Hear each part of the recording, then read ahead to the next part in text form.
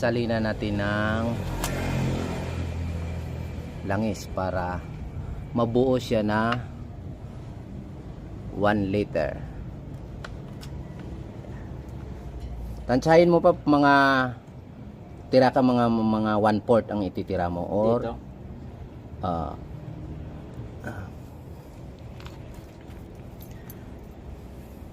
Kasi mayroon nang nauna eh.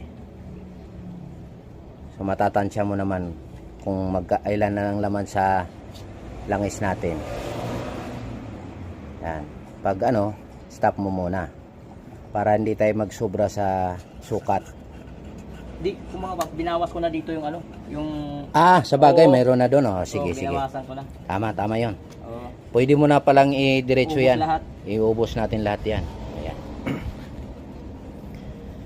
Yan po si Sir Raymond, isang Lalamove rider.